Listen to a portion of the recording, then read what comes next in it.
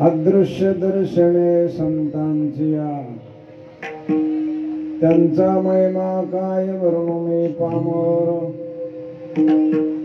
नकळे तो साचार ब्रह्मादिका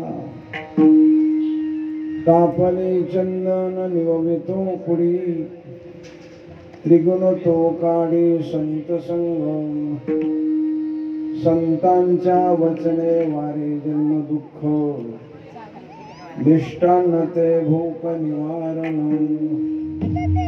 माय बापे पिंडे पाळीयाला माया जन्म मरण जाया संत संग त्यांचा महिमा काय वर्णून पामर नकळे तो साचार ब्रह्मादिका तुका मने जवळी न पाचारिता जावे संत चरण भावे रिघावया त्यांचा महिमा काय वर्णून पामर नकळे तो साचार ब्रह्मादिका पांडुरंगा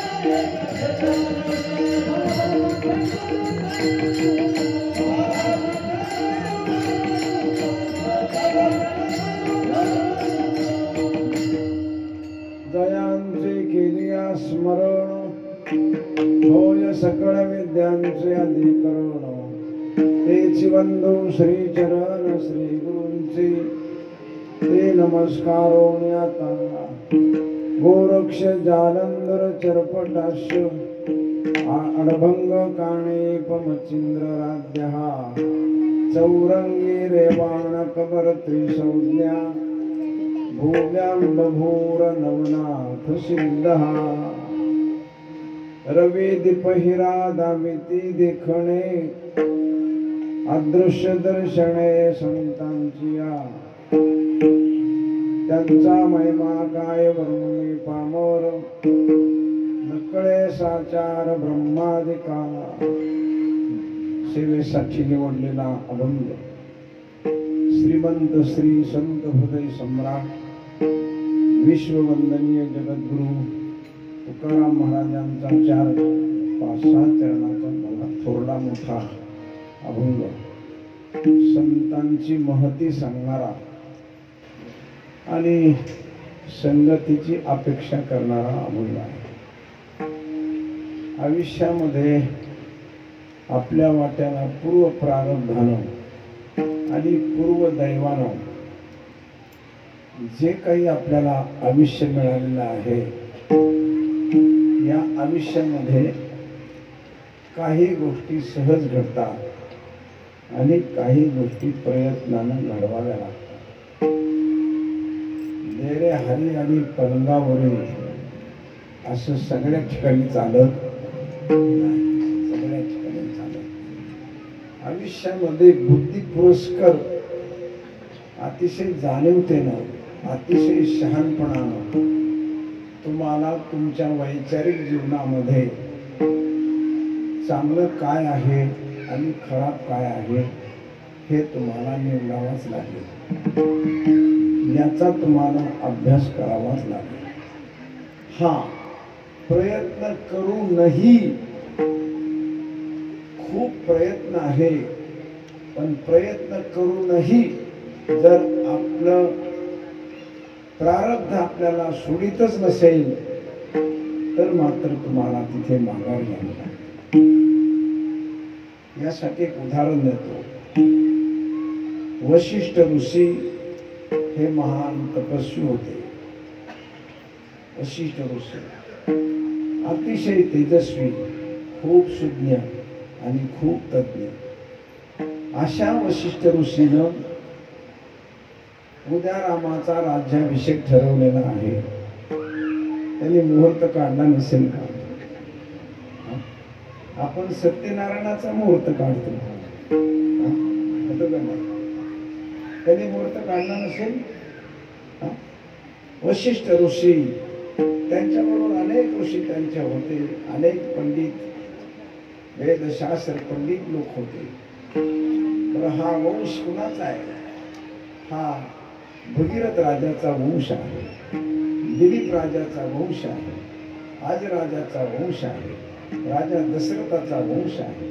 या वंशातली सगर राजाचा वंश. राम हा कोणत्या वंशातला आहे? सगराच्या वंशातला राम, ज्याच्या खानदानीमध्ये 7 पिढ्या केवलाने केवल तपश्चर्या करण्यात गेल्या. 7 पिढ्या.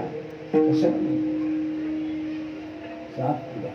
लग्न झाल्यानंतर मुलगा झाला, अपत्य झालं आणि त्याला समजायला लागल्याबरोबर त्यांनी संन्यास घेतला. वंश तसा ठेवून संन्यास घेऊन हिमालयामध्ये बद्रीकाश्रममध्ये जाऊन 7 पिढ्या तपश्चर्या केल्या. महाराज, आपण 2 तास कीर्तन नीट ऐकू शकत नाही. अंतर किती आहे?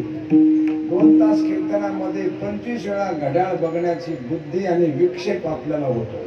किती वाजले? किती वाजले? किती वाजले? आणि मला सांगा, हा जीवनातला तपश्चर्येमध्ये साधनामधला सगळ्यात मोठा विक्षेप आहे. माना नाही तर नका मानू, त्याचं मला काही देणे घेणं नाही, पण साधनेमध्ये हा विक्षेप आहे. नाही विक्षेप, आपल्याला अशा प्रकारची बुद्धी होते. याचा अर्थच असा आहे की आपलं मन, आपलं चित्त चांगल्या गोष्टीला, उत्तमातल्या उत्तम गोष्टीला स्वीकारित नाही. असा सरळ सरळ एवढ्या 7 पिढ्या ज्याच्या तपश्चर्येत गेल्या आणि 7 पिढ्यानंतर 8व्या पिढीत राजा भगीरथ जन्माला आला आणि त्याने गंगामाईची तपश्चर्या करून, भगवान शंकराची तपश्चर्या करून विश्वाच्या कल्याणासाठी गंगा आणली. त्या घरात किती माणसं, कोणीतरी किती ताकदीची माणसं असतील, किती शक्तीची, किती विचार करणारे असतील. अशा रामाचा राज्याभिषेक उद्या करायचा आहे सकाळी. आणि ज्या राज्याभिषेकाला मुहूर्त काढला, अयोध्या नगरी सगळी सजलेली, तो राम सूर्योदयाच्या आत 14 वर्ष वनवासासाठी निघतो. त्याला प्रयत्न म्हणणार का प्रारब्ध म्हणणार? काय म्हणणार? ज्योतिष सुद्धा वशिष्ठाचं ज्योतिष खलास कर्मे राम वनवासा बलवत्ता प्रारब्ध ताकदीचा असतं. याचा अर्थ प्रयत्न हे कमी असतात असं नाहीये. म्हणून जीवनामध्ये जगत असताना आपल्या जीवनात नोकरी असेल, चाकरी असेल, व्यवसाय असेल, धंदा असेल, काही पण असो, हे जे आपल्या वाट्याला आलंय त्याच्यामधून आपल्याला चॉईस आयुष्यातली निवडता आली पाहिजे, योग्य निवड निवडता आली पाहिजे, योग्य संगती निवडता आली पाहिजे, योग्य व्यक्ती निवडता आली पाहिजे, योग्य सहवास निवडता आला पाहिजे, योग्य काळ निवडता आला पाहिजे, योग्य वेळ निवडता आली पाहिजे. जर आपल्याला काळ वेळ समजतच नसेल, जर व्यक्ती समजतच नसेल, तर मात्र आपल्या जीवनात मोठी गफलत झाली असा त्याचा अर्थ आहे. हा काही आपलं चुकलेलं आहे असा त्याचा अर्थ आहे. पण ज्यावेळेला तुम्हाला योग्य निवड करता येते, योग्य संगत करता येते, अशा वेळेला माणसानं प्रयत्नपूर्वक आणि जाणीवपूर्वक कुणाच्या आमंत्रणाची, कुणाच्या व्यक्तिमत्वाची, कुणाची वाट बघायची काही कारण नाही. योग्य असेल, चांगलं आहे, ते कुठे असू द्या, ते स्वीकारता आलं पाहिजे तुम्हाला. ते कोणाजवळ असू द्या, ते स्वीकारता आलं पाहिजे. ते उच्च व्यक्तीच्या वर्णाच्या जवळ आहे का कनिष्ठ व्यक्तीच्या वर्णाजवळ आहे, ते चालत नाही. जे उत्तम आहे ते तुम्हाला स्वीकारता आलं पाहिजे. हे कोणाच आहे आणि कोण आहे याचा विचार नाही करायचा. उत्तमातलं उत्तम व्यक्ती तुम्हाला स्वीकारता आली पाहिजे, विचार स्वीकारता आला पाहिजे, आचार स्वीकारता आला पाहिजे. आणि तो स्वीकारून आपलं आत्मकल्याण, तिथे आमंत्रणाची, तिथे बोलावण्याची, तिथे अपेक्षा तुम्ही नाही धरली पाहिजे. आणि म्हणून ह्या मानवी जीवनातल्या आचार विचाराच्या सगळ्यात महत्वाच्या गोष्टी आहेत. आणि म्हणून अशा गोष्टीसाठी माणसानं सतत क्षणाक्षणाला, मिनिटाला आणि सेकंदाला आपल्या जगण्याचा आणि जीवनाचा सतत विचार करावा. जगण्याचा आणि जीवनाचा क्षणोक्षणी हाची आपल्याला प्रमाण माहिती आहेत. मी एक वाक्य सुद्धा प्रमाणात विरहित बोलत नाही. प्रत्येक वाक्याला माझं प्रमाण देता येईल. सगळी कीर्तनकार मंडळी उभी येतं. एक वाक्य सुद्धा मी प्रमाणाविरहित बोलत नाही. क्षणाक्षणाचा तुम्ही विचार केला पाहिजे आणि गेलं पाहिजे. ज्या वेळा संत वाङ्मय, शास्त्रातलं वाङ्मय, वेदातलं वाङ्मय, पुराणातलं वाङ्मय, वेळा वाङ्मय, तेव्हा त्यांनी काही महत्वाच्या गोष्टी अतिशय शोधून काढलेल्या आहेत. एक तर तुमच्या आयुष्यात तुम्हाला साधना करता आली पाहिजे आणि साधना करत असताना चांगली संगती घडता आली, चांगली संगती घडता आली. एक तर साधना करा. साधनेशिवाय जगामध्ये काहीही तुम्हाला मिळणार नाही. तुम्हाला स्वतः करावं लागेल साधना. मला स्वतः करावं. कोण करतं असं एखादा म्हणेल की मालक कीर्तन करतो आणि ते पुण्य बाईला जाईल असं कोणी सांगितलं तर तसं करत नसतं. तुम्ही पेटी वाजवली, तुमच्या बायकोला वाजवतो. मी कीर्तन केलं, माझ्या मंडळीला येईल. मी जेवण केलं, तुमच्या ह्याला येईल नाही येणार. असं ही समजूत चुकीची मला. जो साधना करेल, जो अभ्यास करेल, त्याचं चित्तात बदल होणार आहे. महाराज तुकाराम महाराजांच्या अगोदर जिजाबाईला जीव भेटला. म्हणजे जिजाबाई काय घरी बसत होती म्हणून भेटला काय? जिजाबाई घरी बसत होती का? तुकाराम महाराज भजन करीत होते आणि जिजाबाई भोजन देत होती. अंतर किती जवळ आहे भजन आणि म्हणजे महाराज भजन करतात आणि जिजाबाई भोजन देते. भजन आणि भोजन ह्या दोन गोष्टी तिथे चालतात, तिथे परमेश्वराचं वास्तव्य असतं. महाराज आता माझ्या कीर्तनाच्या अगोदर सगळ्यांना भोजन दिलंय आणि जे भोजन केले ते घरी गेले आणि जे भोजनाला आले नाही ते कीर्तनाला आले. विठ्ठल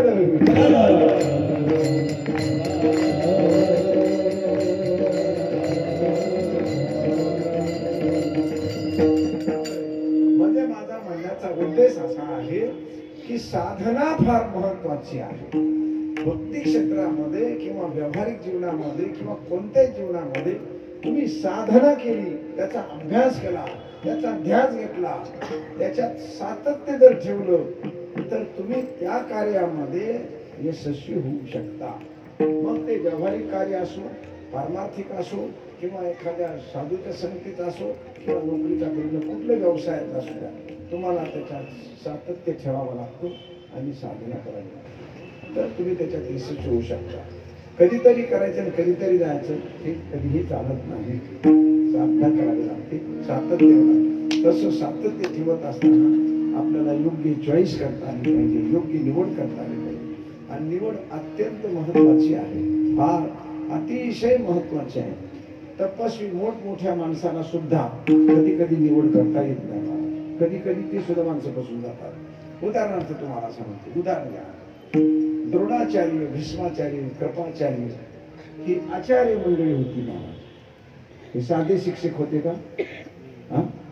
हे प्राचार्य होते, आचार्य होते. हे भीष्माचार्य तर इतके मोठे होते, परमेश्वर त्यांना रोज नमस्कार करायचे. भेटले की आपण नमस्कार परमेश्वर करायचे. ज्यांचं शिक्षण स्वर्गात झालं, ज्यांचे गुरु परशुराम, रामाच्या अगोदर होता, ज्यांचे गुरु परशुराम आणि बृहस्पती, विद्या अभ्यासात बृहस्पती त्यांचे गुरु होते आणि धनुर्विद्येमध्ये परशुराम गुरु होते, की ज्यांनी 21 वेळा पृथ्वी निक्षेत्री केली.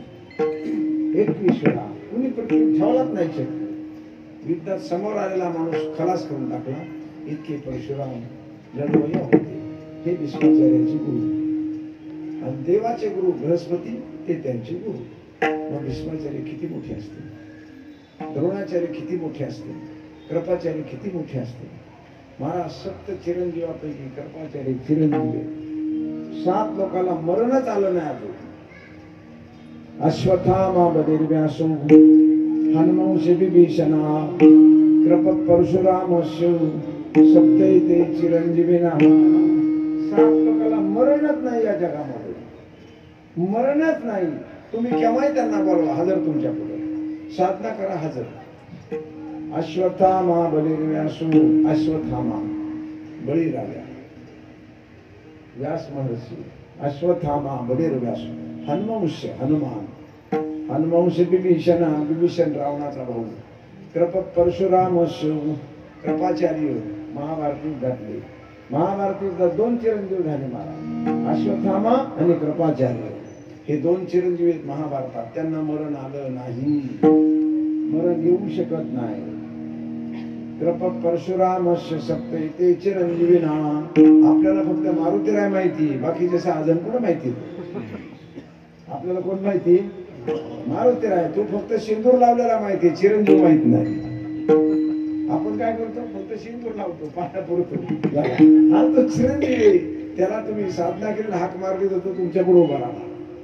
त्याला मरण नाही. कुठे कुणी बोलवा का? मरणच नाही. ह्या 7 लोकांना मृत्यू शिवायला येऊ शकत नाही. विश्वाच्या अंतापर्यंत ही अशीच राहणार. मग त्यापैकी कृपाचार्य एक हे मी सांगितलं. त्याच्यापैकी कृपाचार्य म्हणजे भीष्माचार्य, कृपाचार्य आणि द्रोणाचार्य हे बसतात. त्यातले फक्त द्रोणाचार्य वाढले आणि भीष्माचार्याने शरीर सोडलं मनानं. नाहीतर ते सुद्धा थांबायचं म्हणजे इच्छा मरणी होती. ते सुद्धा आतापर्यंत राहू शकले असते. अशी बादर माणसं, मोठी मोठी माणसं आयुष्यामध्ये फक्त त्यांना योग्य निवड करता नाही आली. फक्त काही नाही करता आली, योग्य निवड नाही करता आली. धर्माच्या संगतीत राहण्याऐवजी ते दुर्योधनाच्या संगतीत गेले. इथे त्यांची गत ठरली, इथे त्यांची चूक झाली. म्हणून सर्वाला माझी प्रार्थना आहे, कीर्तन प्रवचन ऐकताना, सत्यात येताना, घरी पूजा करताना, सगळं करताना तुम्ही मग क्षणाक्षणाला तुम्हाला योग्य व्यक्तीची संगती निवडण्याची परमेश्वरानं सद्बुद्धी द्यावी, इतकंच मी आपल्याला सांगतो. एवढंच माझी इच्छा आहे की परमेश्वरानं आपल्या पूर्वजांना, आपले जे कोणी पूर्वज असतील, जे वाडवडील असतील, त्या पूर्वजांना आणि आपल्याला परमेश्वरानं किंवा ज्या साधूची त्यांची आराधना करतो त्या शक्तीनं, जी कोणी शक्ती आपल्या भोवताली ऑर्बिट सारखी फिरते, त्या शक्तीनं फक्त आपल्याला योग्य संगती द्यावी. भल्या भल्या माणसाला हे जमलं नाही, सामान्य माणसाला हे जमलं, विचारवंताला जमलं. याच्या विरुद्ध बाजू तुम्हाला सांगतो, जी शाळेत गेली नाही, जी अंगणवाडी नाही, बालवाडी नाही, काहीच नाही, अशी भिल्लाच्या वंशात जन्माला आलेली शबरी नावाची मुलगी, हिने ऐन तारुण्याच्या मुसमुशीत फक्त संगत निवडली आणि मातंग नावाच्या ऋषी बरोबर ते आश्रमात सेवा करू लागली. त्याचा परिणाम असा झाला, सोन्याच्या गावात राहणारा, सोन्याच्या पलंगावर बसणारा, सोन्याच्या कण्यात राहणारा, सोन्यासारखी सगळं कुटुंब त्याचं असणारा महान तपस्वी पतिव्रता स्त्री त्याची मंदोदरी पत्नी असताना सगळ्या रामापेक्षा 1000 पटीने रावणाचं ऐश्वर्य अधिक होतं. रामापेक्षा अधिक होतं महाराज, हे शब्द महत्वाचा आहे माझा. रामापेक्षा रावणाचं ऐश्वर्य अधिक होतं. राम पत्नी सीता रावणाकडे सोडून नेली. अहिल्या द्रौपदी सीता रामंदोदरीस्तथा पंचकम नाम स्मरे नित्यम महापातकनाशमम. या 5 महिलांची जर रोज नावं घेतली ना तर महापाप आपल्या मनातलं निघून जातं, प्रारब्धातलं जातं. त्या 5 महिलांची नावं घेतली तर अहिल्या द्रौपदी सीता रामंदोदरीस्तथा. अहिल्या पण तिला घरी व्हावं लागलं. तारा राणी अहिल्या, सीता रावणाकडे गेली, त्या अशोक वाटिकेत जावं लागलं. अहिल्या द्रौपदी वस्त्रहरण झालं. अहिल्या द्रौपदी सीता तारा राणी हरिश्चंद्राची ब्रह्माघरी पाणी घरी बसली. पण तुकाराम महाराज म्हणतात मंदोदरीस्तथा, मुख्य पतिव्रता मंदोदरी. पण मंदोदरी बद्दल शास्त्राला काहीच लिहिता नाही आलं. नाही कळलं आपल्याला, मंदोदरी बद्दल काही लिहिता नाही आलं. रामाची पत्नी सीता सोडून गेली. पांडवांची पत्नी द्रौपदी वस्त्रहरण झालं. एका ऋषीची पत्नी अहिल्या शिळा झाली. एका महान राजाची पत्नी हरिश्चंद्र राजाची पत्नी ज्यांनी स्वप्नात भूमिदान दिली, तिला डोंबा घरी पाणी भरावं लागलं. पण रावणाची पत्नी मंदोदरी इतकी महान होती महाराज, तिला काहीच कलंक नाही. 4 जणी एका पारड्यात आणि एकटी एका पारड्यात. हे रावणाचं ऐश्वर्य. हे काय?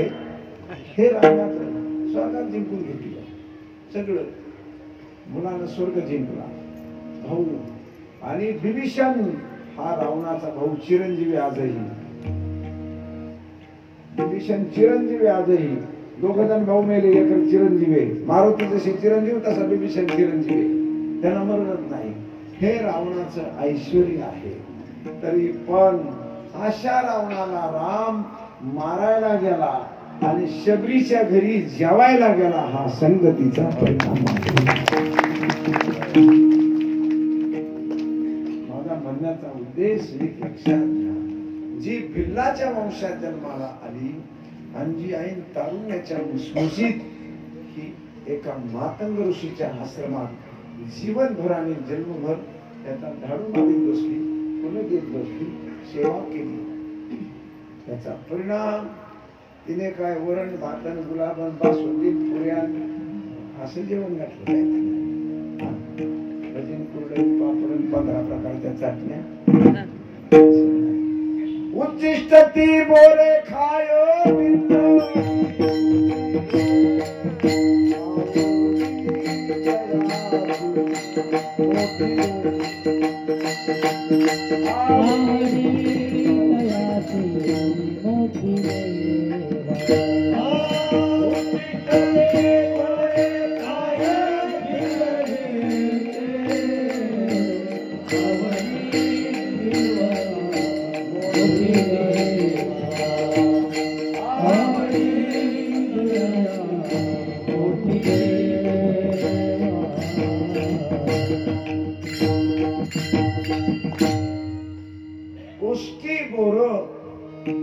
संक्रांतीच्या महिन्यात भगवान प्रभू रामचंद्र त्या वनात हिंडत होते. तेव्हा बोराचा सीजन होता. ज्या मोसमला जी फळं होती ती फळं ती आणून टोकरीत भरीत होती. तिने काय बोरच घेतली होती का? सीताफळाच्या फळात सीताफळानेच होती, दुसऱ्या फळाच्या दुसरे. पण बोराचा सीजन होता तेव्हा बोर तिला मिळाली. आणि ती उत्कृष्टी खात्रीपूर्वक ही आंबट आहेत का गोड आहेत खात्रीपूर्वक अर्धी खाऊन बघितली, ती त्याला दिली. मला गोष्ट तुम्हाला सांगायची नाहीये, मला गोष्टीतला सिद्धांत तुमच्या पुढे ठेवायचा आहे. आयुष्यामध्ये तुम्हाला योग्य निवड करता आली पाहिजे, हा माझा सिद्धांत. हा माझा सिद्धांत. तुम्ही कुठेही जीवन जगा, कसे जगा, मुंबईत जगा, झोपडीत जगा, व्हाईट हाऊस मध्ये जगा, कुठे खेडेगाव कुठे जगा, पण आपल्या आयुष्यामध्ये आपल्याला योग्य काळ, योग्य वेळ, योग्य संगत, योग्य पंगत ती मिळाली पाहिजे. अरे एक वेळाचं जेवण जर चुकलं तर दुसऱ्या दिवशी जेवण मिळेल. म्हणजे पंगत जर चुकली आज तर उद्या पंगत मिळणार आहे. पण जीवनामध्ये संगत जर चुकली तर खलास आयुष्य होऊन जाणार. आयुष्य खलास. पंगत चुकली तरी चालेल पण काय चुकली नाही पाहिजे, संगत नाही चुकली पाहिजे. पंगत चुकू द्या, आज नाही उद्या, उद्या नाही परवा, एकदा तरी मिळणारच नाही. पण संगत जर आपल्या आयुष्यातली जर गेली तर मग आपण काहीच मिळणार नाही. आणि म्हणून आयुष्यामध्ये सगळ्यात महत्वाचा सिद्धांत, कितीही कीर्तन ऐका तुम्ही लक्षात, किती पंडिताचे ऐका, कुणाचे ऐका, माझा तो मुद्दा नाहीये. पण जीवनामध्ये आपल्याला संगत योग्य कशी मिळेल बघा.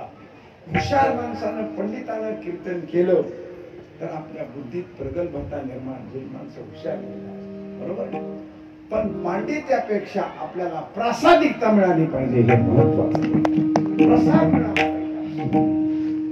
आपल्या बुद्धीत काय आहे यापेक्षा आपल्या अंतःकरणाची अवस्था बदलली पाहिजे. प्रासादिकता पाहिजे, प्रसाद पाहिजे. प्रासादिकतेला फार महत्व आहे. आणि जीवनामध्ये तुम्हाला प्रसाद कुठे मिळेल हे शोधा. बुद्धीचा विकास किती होईल ते शोधण्यापेक्षा महिलाच्या बाजूला महिला बसल्या आणि पुरुषाच्या बाजूला पुरुष बसले ही समाजामध्ये व्यवस्था आहे. काय आहे ही व्यवस्था आहे. उद्या कार्यकर्ते असे बनतील, इकडे नका पुरुषांना बसू, पुरुष इकडे बसा, इकडे महिला बसा. ही तुमची व्यवस्था आहे, तुम्ही कशी व्यवस्था ठेवू शकता. पण कीर्तनामध्ये व्यवस्थेपेक्षा कीर्तन ऐकून आपली अवस्था बदलली पाहिजे, याला तुम्ही कुठे बसा ना, खुर्चीत बसा, खाली बसा, वर बसा, कुठे बसा, परंतु बसण्याच्या व्यवस्थेपेक्षा आपल्या अंतःकरणाची कीर्तनानं अवस्था बदलावी, हा भाव आहे. कीर्तनातून आपल्याला काहीतरी अवस्था आपल्या मनाची, बुद्धीची, आचारा विचाराची बदलली पाहिजे. आणि त्याच्यासाठी आपल्याला काय करावं लागेल हे शोधा. त्यासाठी आपल्याला काय करावं लागेल, आपल्याला कसं कसं आपल्याला करावं लागेल. आपल्यातला जो अवगुण आहे, जो दोष आहे, जे कळत नाही, जे समजत नाही, हे कोणत्या विचारानं आपल्याला बाहेर काढावा लागेल आणि चांगलं काय आहे हे शोधावा लागेल. आणि हे शोधण्याची प्रॅक्टिकल शाळा हे कीर्तन, प्रवचन, पारायण, वारी हे सगळे प्रॅक्टिकल आहे. मान पान प्रतिष्ठा आणखी काही गोष्टी यापेक्षा हे पलीकडचे अजून, आणि हे तुम्हाला शोधता आलं पाहिजे, हे मिळवता आलं पाहिजे. हे आपल्याला आपल्या जीवनातला काही अवस्था कशी बदलते, काय बदलतं. आणि म्हणून तुकाराम महाराज, ज्ञानेश्वर महाराज, सगळ्या संतांना, सगळ्या ऋषीमुनींना, सगळ्या साधकांना किंवा सगळ्या सिद्ध पुरुषांना सगळ्यात प्रथम समाजाला बदलण्याचा जो सल्ला दिलाय तो सगळ्यात महत्वाचा सल्ला दिला. कारण गड्यांनो, तुम्ही तुमची सवलत विका. असंग संग घडला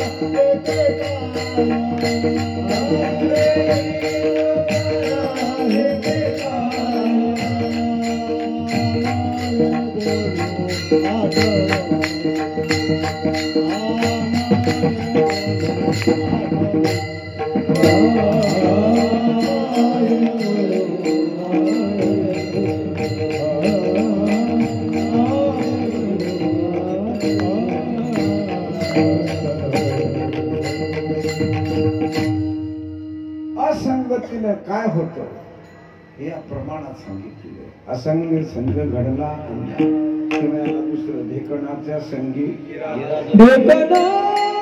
Ira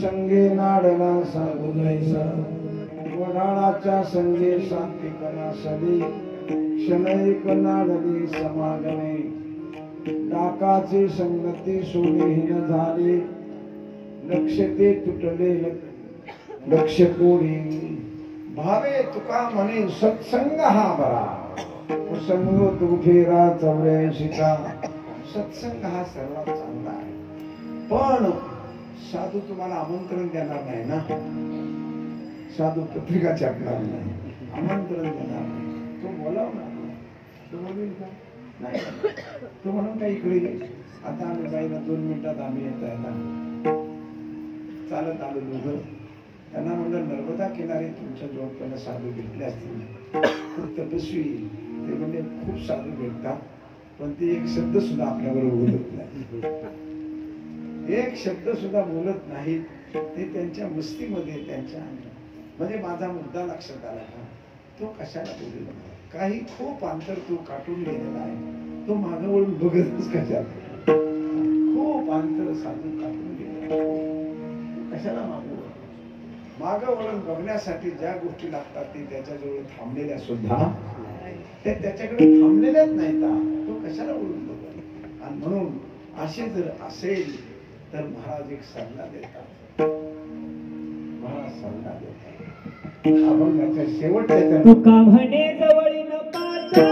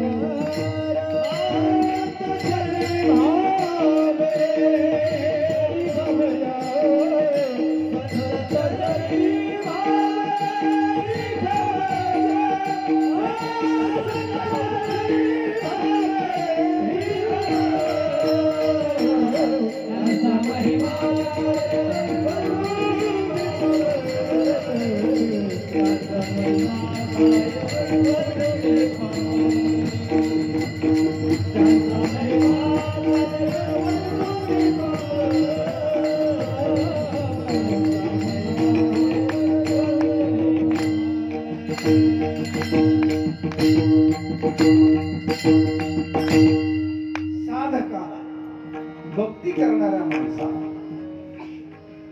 पांथस्थाला जो रस्त्यावर चाललेला आहे ज्याला अजून काही समजत नाही पण शोध घेतोय तो काय करतोय शोध घेतोय तो प्रवास करतोय भक्तीतला साधनेतला प्रवास चाललाय अशा व्यक्तीला महाराजांना फार सुंदर सल्ला दिला वेड्या काही काळजी करू नको तुला नाही बोलावलं आमंत्रण जरी दिलं नाही बोलावलं नाही जवळ येऊ दिलं नाही तरी पण माझं ऐक माझ्या शब्दावर विश्वास ठेवतो तुम्हाला म्हणतात जवळी न पाचारिता जावे न बोलावताना तो तिथे जा न बोलावताना जा जवळी न पाचारिता जावे महाराज मी गेलो जाऊ हो म्हणजे जा पण जाताना असा लाकडासारखा जाऊ नको बेंड्यासारखा जाऊ नको असा ताट मनानं जाऊ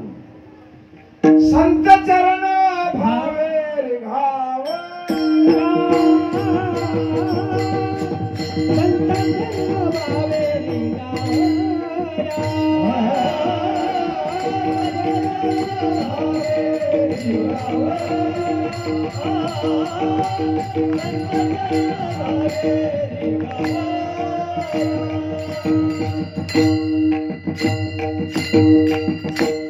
जाण्याची पद्धत सांगितली. काय सांगितलं? पहिलं सांगितलंय जा तू, आमंत्रण बघू नको, वाट बघू नको, जा तू जा.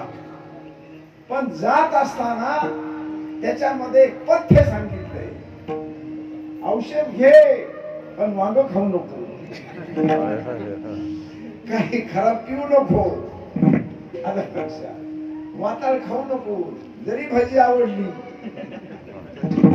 तरी हे औषध घेईपर्यंत पथ्य नाम ठेवाचे. हे पथ्य काय बाळ पथ्य? संत चरण भावे, संतांच्या चरणाजवळ. चरण म्हणजे विचार. समजा सगळ्या माणसाला ज्ञानेश्वर महाराजांच्या समाधीचं दर्शन नाही होत, नाही जाऊ शकत, त्यांना कुणी नेत नाही, बरोबर आहे? किंवा त्यांना माहित नाही, नाही नेत, नाही माहित, नाही परिस्थिती, नाही त्यांच्याकडे पैसे माऊलीकडे जायला, तुकोबारायकडे जायला. अरे पण संताचे चरण तुला मिळणारच आहे. जरी समाधी नाही मिळली तरी त्यांचा हरिपाठ आहे ना, हे त्यांचं हृदय आहे. हृदय, ज्याला हृदय आहे त्याला पाय असतात ना. ज्याला हृदय त्याला पाय नाहीत का? मला हृदय म्हणजे पाय आहेत, मुंगीला हृदय आहे म्हणजे त्याला पाय आहेत. ज्याला हृदय त्याला पाय आहेत, बरोबर? ज्ञानेश्वरी हे हृदय आहे. मग या मंडपामध्ये ज्ञानेश्वरीचे पारायण होते, या मंडपामध्ये हरिपाठ होते, या मंडपामध्ये तुकाराम महाराज, ज्ञानेश्वर महाराज यांचा अभंगाचे काकडे होतात, मंडपात होते ना. मग अशा जागेवर, ज्या जागेवर संताचे चरण आहे, संताचं हृदय आहे, त्या जागेवर मंडळानं मला पत्रिका दिली नाही, मला बोलवलं नाही, मला जवळ मानापानानं ये जा म्हणत नाही, मी नाही जायचो. महाराज म्हणतात गफलत होईल दुःखी, चूक होईल मोठी. संत चरण भावे विघावा. संताच्या जवळ, संत विचाराजवळ. कारण संत हा आकाराने ठरत नाही. पुन्हा माझं वाक्य सांगतो, संत हा आकाराने ठरत नाही, संत हा वेश बदलून ठरत नाही, संत केस वाढून ठरत नाही अथवा काढून ठरत नाही. एखादं पांडित्यासारखं संत बोलून ठरत नाही, किंवा एखादा प्रोग्राम उत्तम करतो म्हणून ठरत नाही.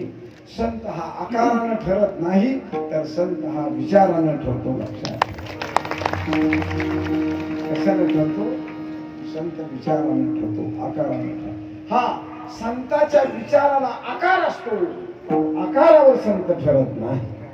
संताच्या विचाराला आकार आहे ना, असं थोडंच, त्याला आकार आहे, पण तो आकारावर ठरत नाही, तो विचारात.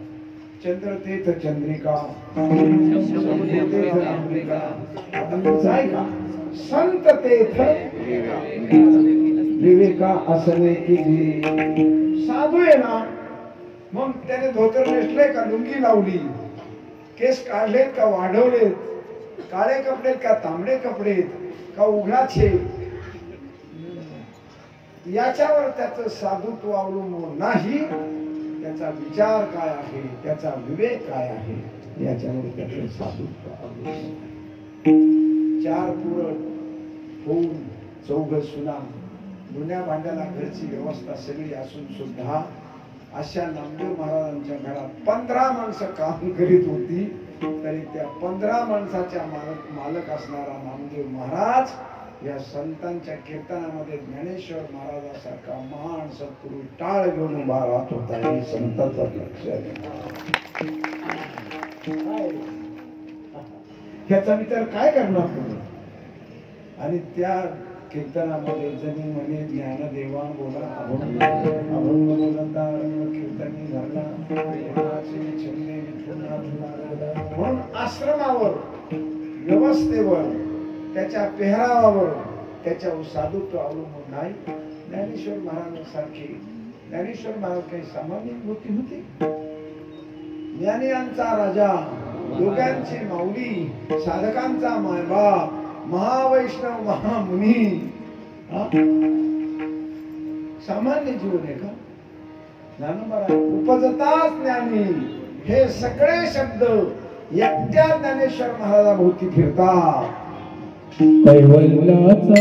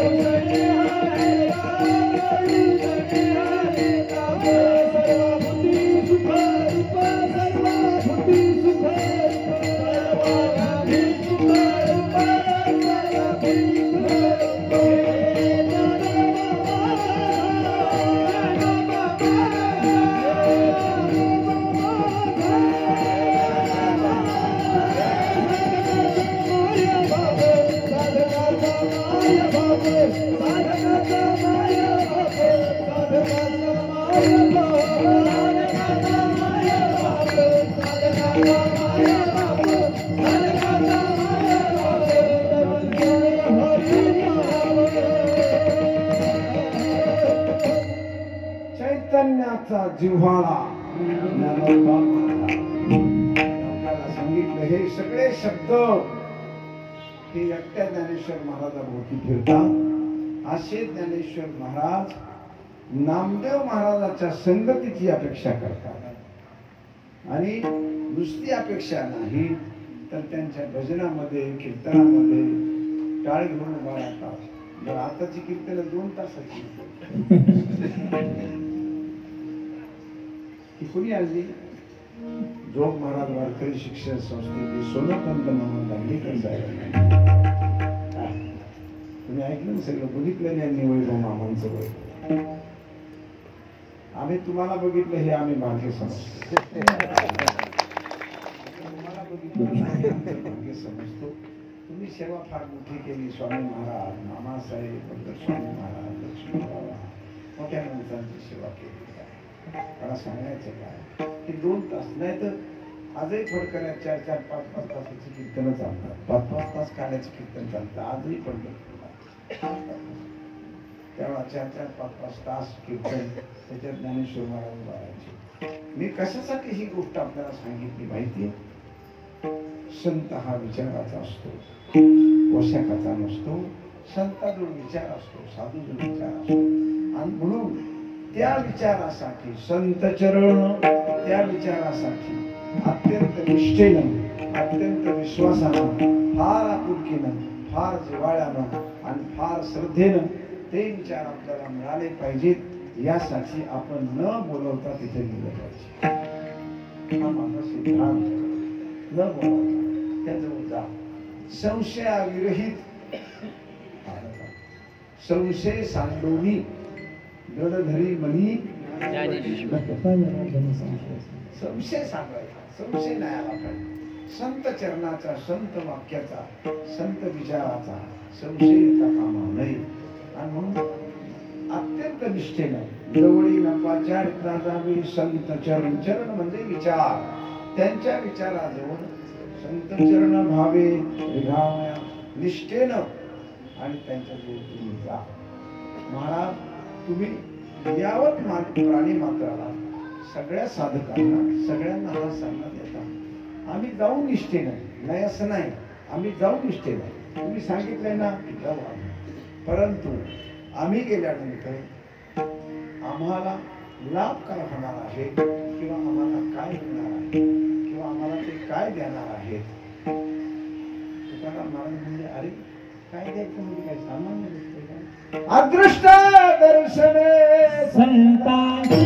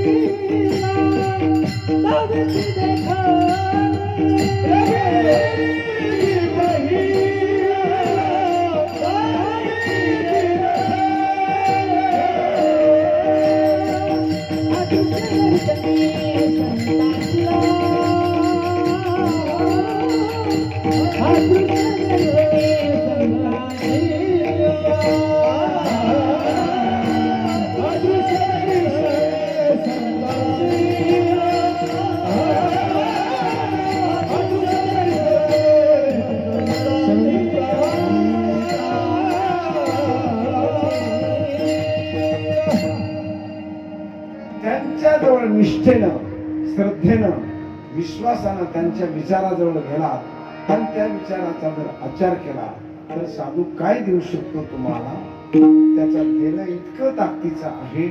अदृष्ट गोष्टीचं प्रत्यक्ष तुम्हाला तो दर्शन देईल. यासाठी तुकाराम महाराजानं एका चरणामध्ये दृष्टांत आणि त्याच्यातच सिद्धांत सांगितला.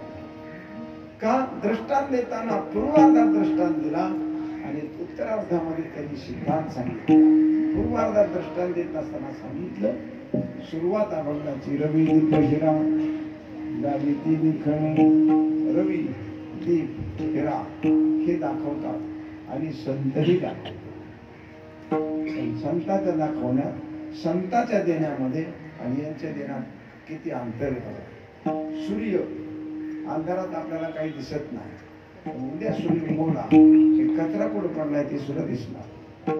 कोण कुठं बसला ते सुद्धा दिसणार. आता दिसत नाही. बरोबर. जी गोष्ट आहेच जी दिसणारीच आहे जी जन्मालाच आलेली आहे ती गोष्ट दाखवायचं काम सूर्य करतो.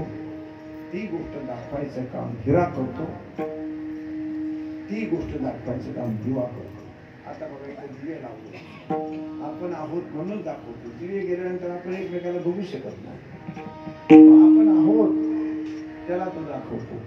असणाऱ्या गोष्टीला दाखवण्याचं काम जी जन्माला आली जी दृष्टीला गोचर आहे जी दृष्टीला दिसणारी आहे ती गोष्टी दाखवण्याचं काम सूर्य करतो.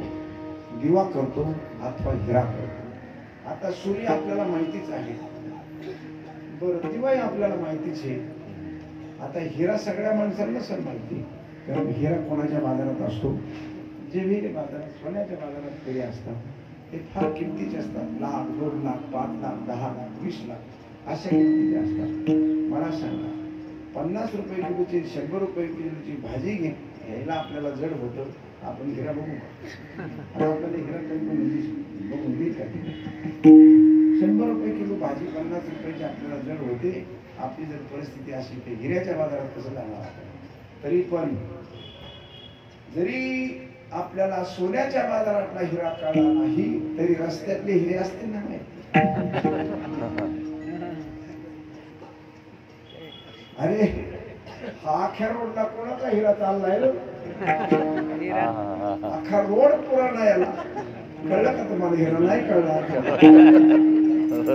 40 फुटाच्या रोडने हा कोणाचा हिरा चाललाय. त्याला गाडी कळाला त्याला काही कळाला. कोणाचा हिरा आहे हा? सोनाराच्या दुकानातला नाही कळला तर हे हिरे तुम्हाला अजून भेटले नाही कोणाला हिरे. माणसं म्हणतात अशी हिरे आम्हाला रोज भेटले. कळलं का? मला सांगायचं का सूर्य दिवा अथवा हिरा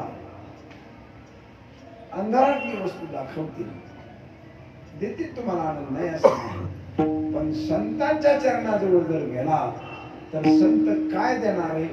अदृष्ट दर्शने संतांच्या जी गोष्ट दिसतच नाही ती गोष्ट तुम्हाला ते प्रचितीला आणून देणार, ते प्रचितीला देणार. लक्षात, प्रेझेंटेशन वेगळं आणि अनुभूती वेगळी. एखाद्या गोष्टीचं सादरीकरण, समजा मी तुम्हाला उत्तम रीतीने कीर्तनाचं सादरीकरण, हे माझं प्रेझेंटेशन चाललंय, हे माझं काय चाललंय, प्रेझेंटेशन, सादरीकरण चाललंय ना. पण एखाद्या बाजारात जर मला विचारलं, ज्या ज्ञानेश्वर महाराजांचं तुम्ही सांगितलं त्या ज्ञानेश्वर महाराजांचं तुम्हाला अनुभूती काय ते सांगा, दाखवा मला. दाखवू शकतो मी? नाही. का? मला प्रचिती नाही. मला काय प्रेझेंटेशन माहिती, पण त्याची प्रचिती नाही. अनुभूती काय? अनुभूती नाही. नरेंद्र कॉलेजमध्ये शिकत होते आणि रामकृष्ण परमहंस दक्षिणेश्वरी महाकालीच्या अभ्यास करून तिच्या साधनेमध्ये तज्ञ होते. महाकालीची आराधना रामकृष्ण करायचे. 10-5 माणसं तिथे पुढे येत असतील त्यांच्या दर्शनाला, ते त्यांना त्या महाकालीबद्दल तत्वज्ञानाच्या गोष्टी सांगत होते. रोज माणसं बसतात पुढे, 10-5 माणसं बसतात, त्यांचं ऐकतात. म्हणून नरेंद्र हे कॉलेजचे असताना ते ऐकायला गेले जाणारे. दप्तर तसंच, पुस्तकं तशीच ऐकायला गेले. तास 2 तास उभा राहून हे वयोवृद्ध व्यक्ती फार गोड सांगते, कारण माणसाच्या बोलण्यामध्ये बरंचसं काही दडलेलं असतं, बरंचसं काही त्याच्यात. साचाने मवाळ त्याची अनुभूती, त्याची साधना किंवा त्याची हुशारी, त्याचं खोटेपण अथवा खरेपण हे त्याच्या बोलण्यात कळतं. तो साधक आहे का फक्त पाठक आहे हे त्याच्या बोलण्यात माणसाला कळतं. हा साधक आहे, त्याचं बोलणं वेगळं. तसं ते पुस्तक घेऊन असे बसले, उभाच राहिले. तास 2 तास सगळं संपल्यानंतर माणसं निघून गेली. हे पुस्तकासकट दप्तर तसंच पाया पडायला लागले आणि नमस्कार केला आणि सांगितलं, महाराज तुमचं मी ऐकलंय, ज्या देवाबद्दल तुम्ही सांगितलं त्याचा तुम्हाला अनुभव आहे का? हा प्रश्न विचारला. काय विचारला? तुम्हाला ज्याच्याबद्दल तुम्ही महाकालीबद्दल, ज्या परब्रह्माबद्दल बोललात त्याचा तुम्हाला अनुभव आहे का? महाराज ते रामकृष्ण होते. ते काय आसाराम थोडाच होता, तो राम होते, रामकृष्ण होते. महाराज त्यांनी काहीच नाही बोलले. मला अनुभव आहे का हे नाही बोलले, तुला पाहिजे का हे बोलले. काय बोलले? तुला पाहिजे का? हो म्हणले. म्हणून तर मी आलो ना, नंतर विचारलं, ज्या देवाबद्दल, ज्या परब्रह्माबद्दल, ज्या महान आदिमाया शक्तीबद्दल बोलला हे तुम्ही सांगितलं लोकांना, पण तुम्हाला अनुभव आहे का? तुला पाहिजे का? म्हणजे हो म्हणले, मला पाहिजे. खाली बसले, बस खाली बसले आणि एकच थापड त्यांच्या डोक्यात घातली. एकच थापड आहे. एक थाप मारल्याबरोबर ब्रह्मानंदीला गणकाळे सांभाळले अशी अवस्था. एकदम लख प्रकाश संपूर्ण शरीरामध्ये प्रकाश वाढला. महाराज अशी अवस्था झाली की दत्तर तसंच कोण राहिलं, काहीच कळालं. डोळे उघडून बघायला लागले तर सगळं प्रकाश प्रकाश दिसू लागला, दुसरं काहीच दिसायला. थोडा वेळ ठेवली ती अवस्था आणि दुसरी थापड मारली, ती काढून घेतली. पहिल्या थापडीत ती अवस्था दिली आणि दुसऱ्या थापडीत ज्याला देता येत पुढचं तुम्ही पुरं करा. ज्याला देता येत त्याला काढून पण घेता येतं. लक्षात. मच्छिंद्रनाथानं विडनाथाला विद्या दिली आणि इंद्रानं चोरून घेतली. एका मिनिटात मच्छिंद्रनाथानं काढून पण घेतली, एका सेकंदात काढून घेतली. मातीच्या पुतळ्याकडून एकलव्यानं विद्या घेतली आणि प्रत्यक्ष द्रोणाचार्य आले आणि त्यांना द्यायची नव्हती. त्यांनी एका मिनिटात ती अंगठा काढून सगळी विद्या काय केली, काढून. ज्याला देता येते त्याला काढून. कर्णानं विद्या गुरुकडून घेतली, परशुरामाकडून. कर्णानं विद्या घेतली, पण त्यांना कळलं हा सूतपुत्र आहे, हा क्षत्रिय नाहीये, हा सूतपुत्र आहे हे त्यांना कळलं. परशुरामानं एका सेकंदात विद्या काढून घेतली. म्हणतो तू घेतली माझ्याकडून चुकून घेतली ठीक आहे योग्य वेळेला तुझी एकदम पराकुटीची अवस्था असेल त्यावेळा माझा एकही मंत्र तुला आठवणार नाही विद्या काढून घेतली काय करायचं काय करायचं मुलगा खूप अभ्यास करतो पण त्या पुस्तकाची त्या विद्येची जर कृपा नसेल तर परीक्षा हॉलमध्ये गेल्यानंतर त्याला योग्य प्रश्नाचं उत्तर दाखवत नाही कारण उभ्यानंच पुस्तकं ते फेकून देत होता ना घरी आले घरी आलं उभ्यानंच पुस्तक फेकून द्यायचं चला अरे विद्येची कृपा पाहिजे ना विद्येची कृपा पाहिजे ते वाजवणारी मंडळी वाजवतात आणि वाजवणं संपल्यानंतर डोकं खाली टेकवतात टेकवतात का डोकं खाली टेकवतात त्याच्यावर का त्या विद्येचा प्रसाद पाहिजे वेळेला विद्या माणसाच्या वाटात असती अरे पण ती बोटात आली पाहिजे ना कशात आली पाहिजे वाटातली ठीक आहे माझ्या 400 बोल वाटात येईल बोटात काय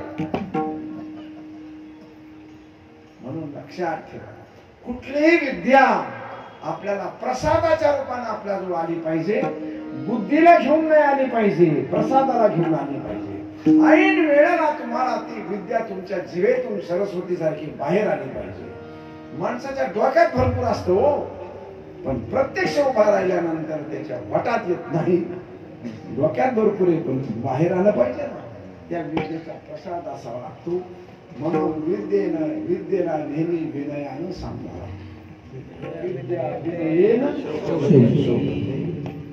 काढून घेतली मी का सांगितलं आपल्याला कर्णाला विद्या परशुरामानं दिली काढून घेतली मच्छिंद्रनाथांना विद्या इंद्राला दिली काढून घेतली द्रोणाचार्याने विद्या एकलव्याला दिली काढून घेतली त्याला देता येत त्याला काढून घेता येत हा सिद्धांत देता येत त्याला काढून घेता आणि म्हणून विद्येचा नेहमी आपल्याजवळ काय पाहिजे प्रसाद पाहिजे विद्या प्रसादिक आपल्याजवळ पाहिजे आणि मग जी गोष्ट दिसतच नाही ती गोष्ट दाखवण्याचं काम ती गोष्ट प्रचिती देण्याचं अनुभूती देण्याचं काम साधू करतो स्वामी विवेकानंद पुढे थांबले फटका मारला दिली आणि नंतर नरेंद्र म्हणून आले महाराज मला तिथेच ठेवा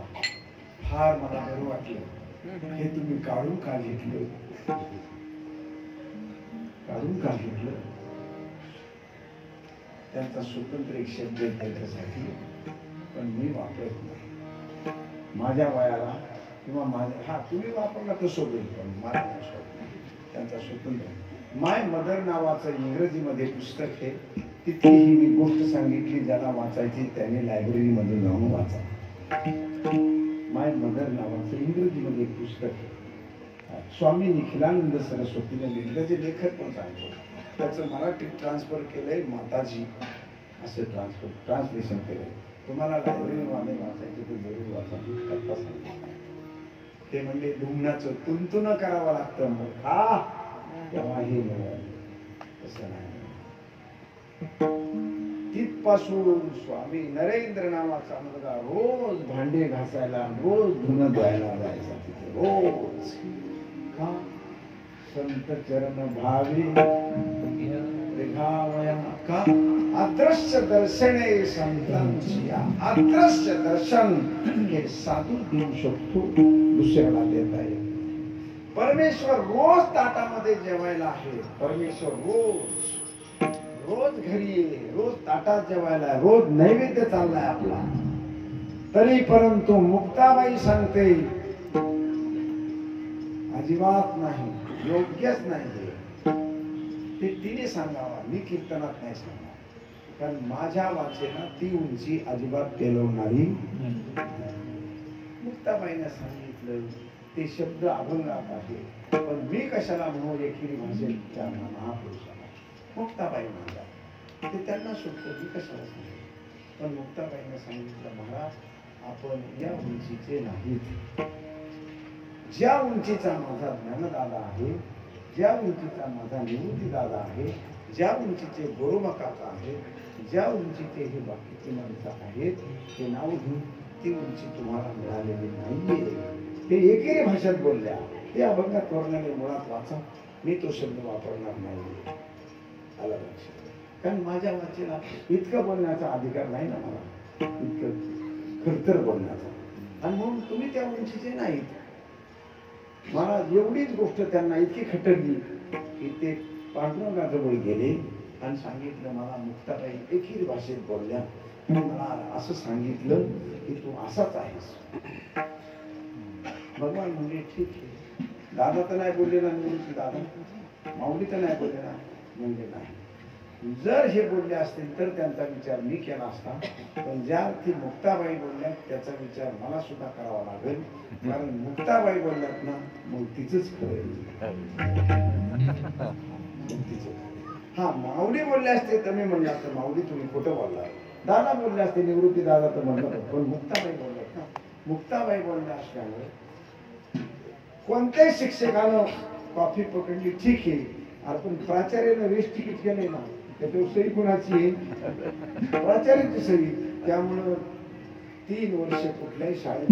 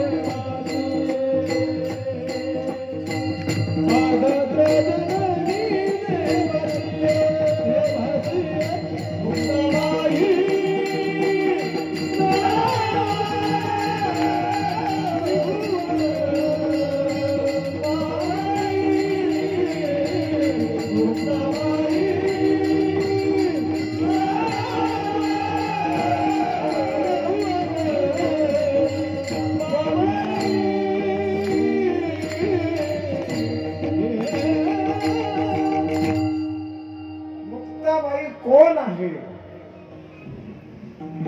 हे या प्रमाणात सांगितलं. आद्यत्रय जननी देवाचीच आई, आदिमाया शक्ती आहे. त्यामुळे तिची आज्ञा भगवान पांडुरंग परमेश्वर परमात्मा सांगतात. आद्यत्रय जननी जर ती आहे तर मात्र मला तिची आज्ञा पाळावी लागेल. हा, ती म्हणते ना, तिच्या म्हणण्याप्रमाणे दुरुस्ती करण्याचं काम मी तुला करतो, पण तिचं म्हणणं मला खोटं मानता येणार नाही. हा, मी दुरुस्ती करतो, पण तिला खोटं नाही म्हणणार, तिला नाही खोटं म्हणणार. मग भगवंतानं सांगितलं, आता तुम्ही इथून निघायचं आणि औंढ्याला जायचं. आणि औंढ्याला गेल्यानंतर तिथे त्यांचे विसोबा फिकर नावाचे तिथे मंदिरामध्ये बसलेले तर आजोबा, त्यांना जाऊन नमस्कार करायचं आणि त्यांना सांगायचं, आपल्याला सगळ्यांना गोष्ट माहिती, मला गोष्टीसाठी गोष्ट सांगायची नाही, तुम्हाला माहिती. ते तिथे गेले, बोटाचा पाय शंकरावर होता, सगळ्या गोष्टी तुम्हाला माहिती आहेत. पण त्यांनी मात्र ह्यांना बघितल्याबरोबर यांचा पाय बोटाचा शंकराच्या पिंडीवर, नामदेव महाराजांना ते कधी बघायचं सवय नव्हती, कधीच बघितलं नव्हतं. त्याने पाहिलं आणि माघारी फिरले. पांडुरंगानं मला असल्या म्हाताऱ्याकडे पाठवलं काय, त्यांना बुटासकट पाय शंकर आहे. पण नामदेव महाराजांना पाहिल्याबरोबर ते विश्वबाकीचे म्हणजे नामदेव राय, पांडुरंगाने तुम्हाला पाठवलेले वय झाले माझं पाय मला उचला ना, मला जरा ताप आल्यासारखी झाली. एवढा पाय उचलून थोडासा शंकराच्या पिंडीच्या बाजूला ठेवा. नामदेव महाराजांची पिंडी तयार झाली, तिकडे फिरवलं, पिंडी तयार झाली. मग नामदेवराच्या लक्षात आलं, देवानं आपल्याला पाठवलं ते येते.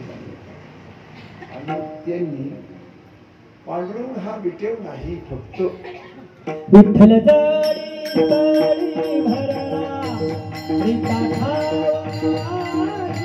उरला आज त्या दृष्टीने पाहिला विठ्ठल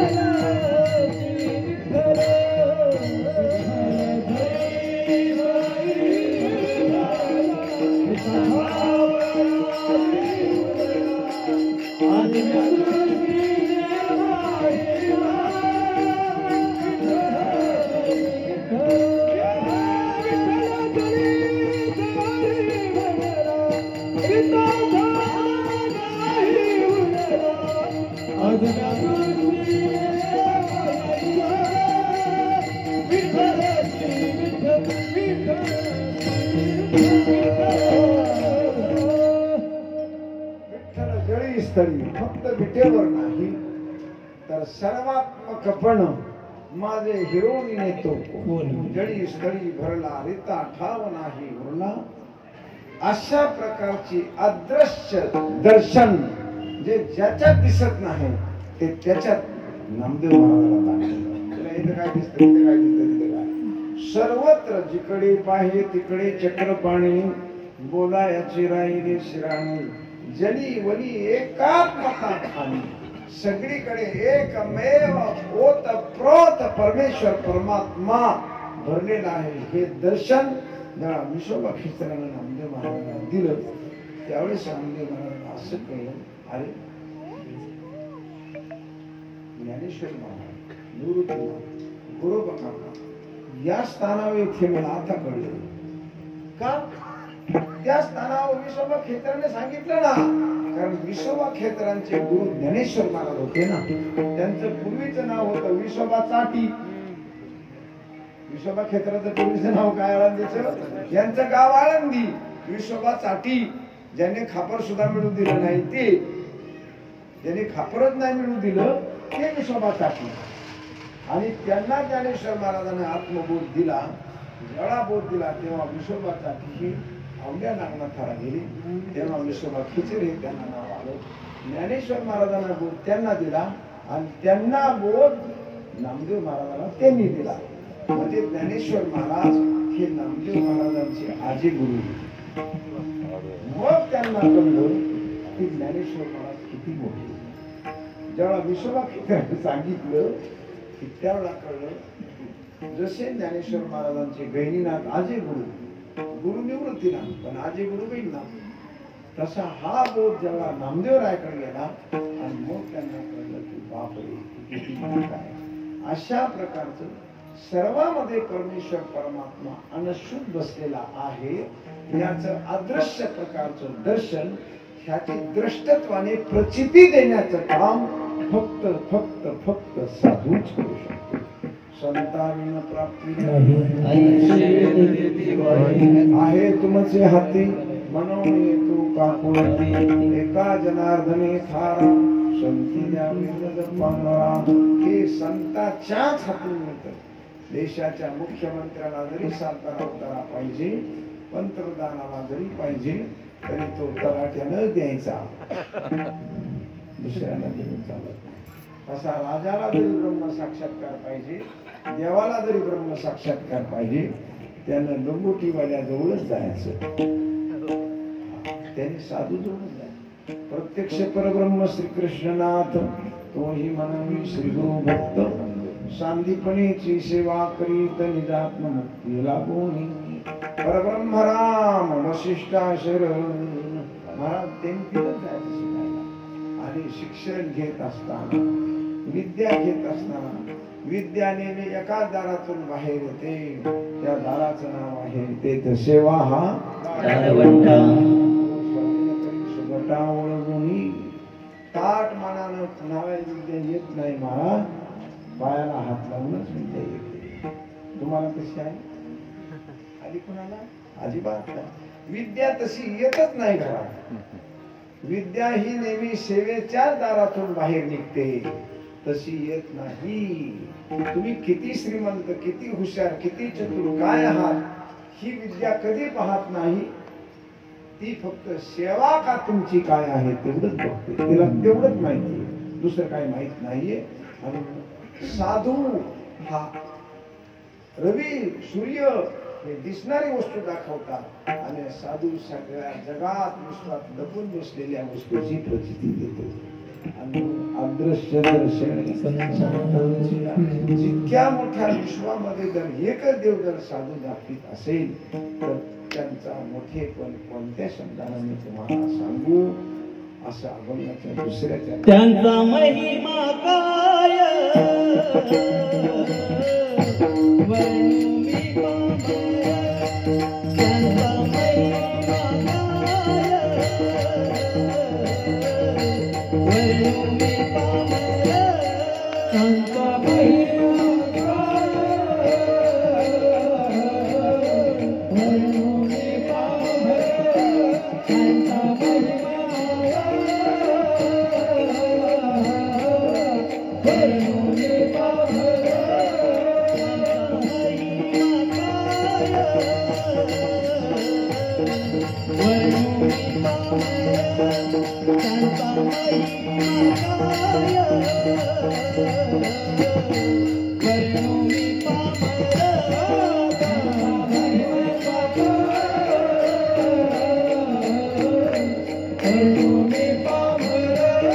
त्यांचा महिमा काय वर्णू मी पामर.